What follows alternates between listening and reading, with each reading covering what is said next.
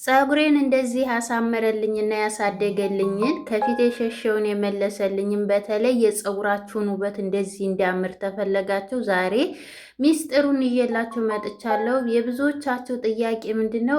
ከፊት ሸሽቶ አለቀብኝ፣ ንብረትዬ ተነቃቀለብኝ። ለሚነቃቀል ለሳሳ ፀጉር በተለይ ፀጉራችሁ ስስ ለሚሆንባችሁ፣ የራስ ቆዳችሁን የሚያሳክካችሁ፣ ፎረፎር ለሚያስቸግራችሁ ለሱ ምርጥ መድኃኒት ነው ዛሬ ይዤላችሁ የመጣሁት። በተለይ ለእኔ የጠቀመኝም በእንደዚህ አይነት ተጠቀሙ። ሙቀት ስለሆነ በአሁኑ ሰዓት ደግሞ ፀጉራችን በጣም ነው የሚረግፍብን። ፀጉራችን ስለሚረግፍ ግዴታ መንከባከብ ያስፈልገናል። እዚህ ጋር እንግዲህ ወደ አሰራሩ ስወስዳችሁ እዚህ ጋር የሚያስፈልገን ግብአት ምንድን ነው? በመጀመሪያ ደረጃ አብሽ ነው። አብሽ ለፀጉር እድገት፣ ለፀጉር ልስላሴ እንዲሁም ደግሞ ለተጎዳ ለልጅ ለዋቂ የሚሆን በጣም ምርጥ የፀጉር ምግብ ነው።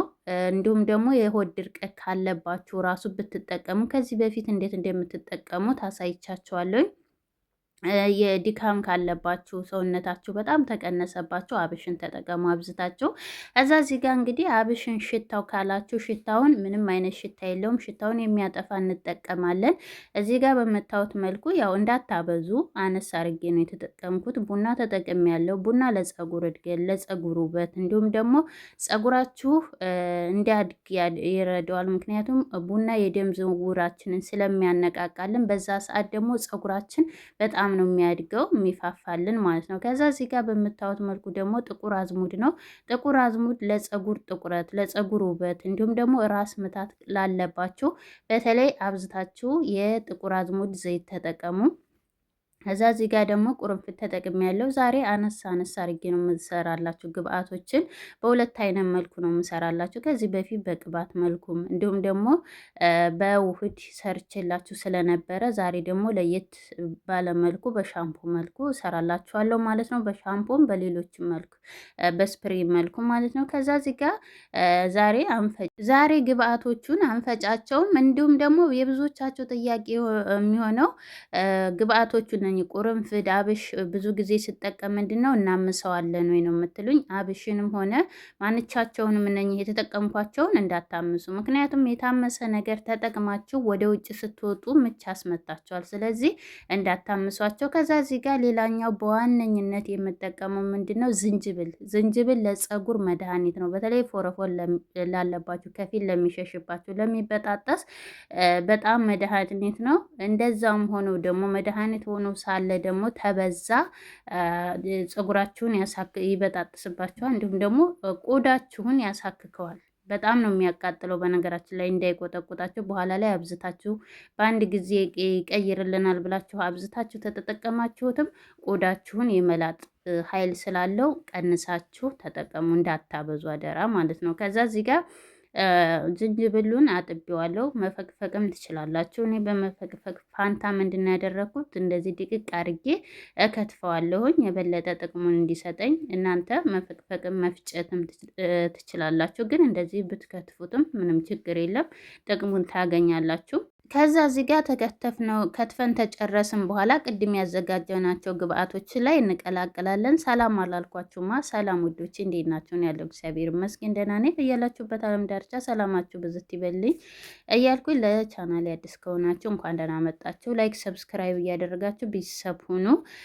በእርግጠኝነት ሌሎች በጣም የሚጠቅሟችሁን ቪዲዮዎችን ይዤላችሁ እመጣለሁ ስለ ውበት። እዚህ ጋር እንግዲህ ሁሉንም የምሰራበት ድስት ላይ ታደረግኩ በኋላ የሻይ ቅጠል ተጠቅሜ ያለውኝ አንድ ማንኪያ ተጠቅሜ ያለው በምታዩት መልኩ። የሻይ ቅጠል ለፀጉራችን እድገት እንዲሁም ደግሞ ለፀጉር መልኩን ያሳምርልናል። ሽበት ካለባችሁ ለሽበትን ይቀንስላችኋል ማለት ነው።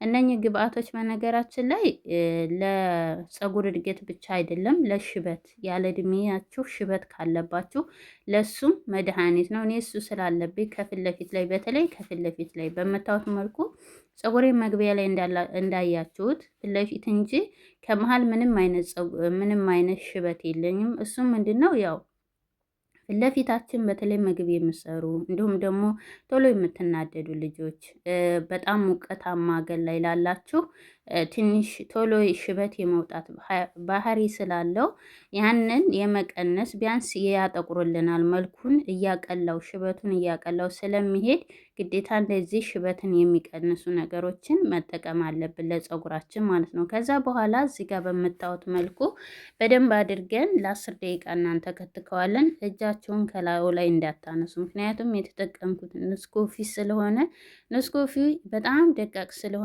የማጣበቅ ባህሪ ያለው ድስቱን ጥብቅ እያደረገ እየያዘብኝ ስለነበረ እንደዚህ አማስለዋለሁ። በደንብ አድርጋቸው አማስሉት። እናንተም ለ10 ደቂቃ ነው፣ ያን ያህል ብዙ ሰዓት አይፈጅባችሁም።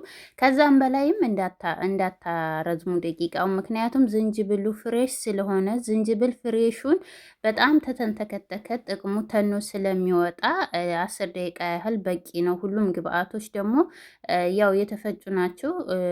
ያልተፈጩትም ደግሞ ይበቃቸዋል። 10 ደቂቃ ታጠፋ ነው በኋላ ላው ላይ ስለተወሰነ ለ1 ሰዓት ስለምንተው በስቲሙ በራሱ ጊዜ እንዳለ ጥቅሙን ይሰጠናል። ከዛ እዚህ ጋር በምታዩት መልኩ ቢያንስ ለ1 ሰዓት አቆይቸዋለሁ እንዲቀዘቅዝልኝ ብዬ። አንደኛም ደግሞ ተወረደ በኋላ ሌሎቹ ደረቅ የሆኑት እንዳለ ርሰው ጥቅሙንም ይሰጠናል። ከዛ እዚህ ጋር በምታዩት መልኩ እናጠለዋለን በደንብ አድርገን። በጣም ነው የሚያምረው።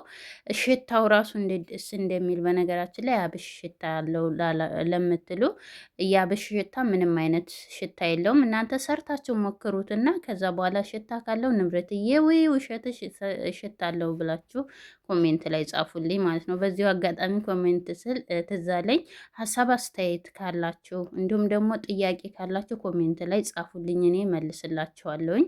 የምችለውን ያህል እንማማራለን በዛውም ማለት ነው። ከዛ እዚህ ጋር በሁለት አይነት መልኩ ቀንሰዋለሁ። ለሻምፑ የምጠቀመውና እንደ ስፕሬት የምጠቀመውን እዚህ ጋር ሞላዋለሁኝ። ይቺ እቃ ከሌላችሁ እንደ መስታወት የምናጸዳበት አለ አይደለ? እሱን ሲያልቅ በደንብ አድርጋችሁ ጥብ አድርጋችሁ፣ ታዲያ ስታጥቡ በደንብ አድርጋችሁ ኬሚካል ስለሚኖረው ማጠብ አለባችሁ። አውጥታችሁ ውስጥ ያለውን ነቅላችሁ ምናምን በደንብ አድርጋችሁ በሳሙና ከዛ ደግሞ በውሃ ጥብ አድርጉና ተጠቀሙት። በጣም አሪፍ ነው። ከዛ በኋላ እዚህ ጋር ብርጭቆ ላይ ያረኩት ሻምፖ በሻምፖ የምጠቀመው ነው ለፀጉሬ ስታጠብ።